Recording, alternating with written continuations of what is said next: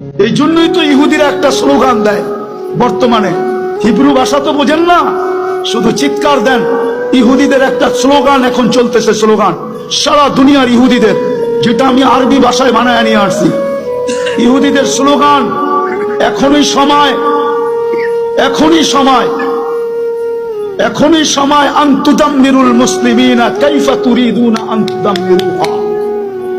এখনই সুবর্ণ সুযোগ, যেমন মনে চায় মুসলমানদেরকে জমিনের সাথে মিশায় দাও, এখনই সুযোগ। আপনি বলবেন কেন?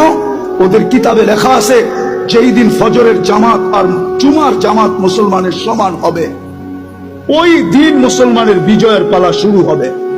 ওরা শুধু আপনাদেরকে দেখে না, আপনাদের মসজিদের উপরও স্যাটেলাইট লাগায় রাখছে, সিসি ক্যামেরা লাগানো আছে। ওরা দেখে ফজরে কয়জন, জুমায় কয়জন। এই জন্যই ওরা চিৎকার দিতেছে এখনই সুবর্ণ সুযোগ। আরেকটা মনে উঠলো, যদিও বলা উচিত না, আপনি সাহায্য চান কি করে? সৌদি আরবের মতো দেশে পোশাকের কি অ্যাডভার্টাইজ দিতে যায়, খোলা আকাশের নিচে খোলা মঞ্চে উলঙ্গ ডান্স দেখেন না? আপনি সাহায্য চান কি করে? বলেন কি করে চান? কি করে চান? যুবকদের পায়ে হাত দিই, সারা রাত্র আনলিমিটেড। হয়তো ঘরে ওয়াইফাই আছে, নাইলে প্রতিবেশীর পাসওয়ার্ড আছে, নাইলে বন্ধুদের হস্তে। আর যদি তাও না থাকে তো ঢাকা শহরে এই মধুবাগে পাওয়া যাবে সারা রাত্র নেট বিক্রি করার জন্য। ও সজাগ থাকে, যার নেট শেষ সাথে সাথে যোগাযোগ সাথে সাথে এমবি পাঠায় দেয়, সারা রাত্র নেটের ভিতরে ঘুরতে থাকে। কিনা দেখে সাহায্য চান কি করে?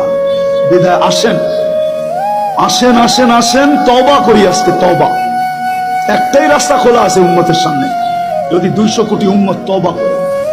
কিন্তু আফসোস তো আমাদের, আফসোস আমার এটাও, আমাদের স্কলারদের কাছে আমার একটা আফসোসের আবেদন। আজ পর্যন্ত কোন দুনিয়ার কোন দেশের স্কলারদেরকে দেখলাম না, ধর্মীয় স্কলারদেরকে সারা দেশের মানুষকে বলল যে চলেন ফিলিস্তিন আমাদের থেকে 7 সমুদ্র 13 নদীর ওই পারে, আমরা কিচ্ছু করতে পারি না, চলেন আমরা একটা দিন তওবা ডে উদযাপন করি।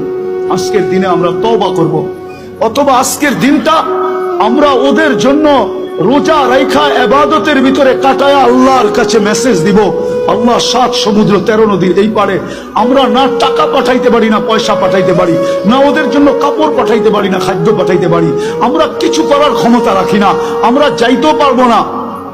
যদিও সমস্ত দেশ অনুমতি দিবে, কিন্তু আপনার প্রতিবেশীর দেশ অনুমতি দিবে না যে আপনি ইসরায়েলে, ফিলিস্তিনে যাবেন ইসরায়েলের বিরুদ্ধে। আপনার প্রতিবেশী দেশ আপনাকে অনুমতি দিবে না, না, না, না, না।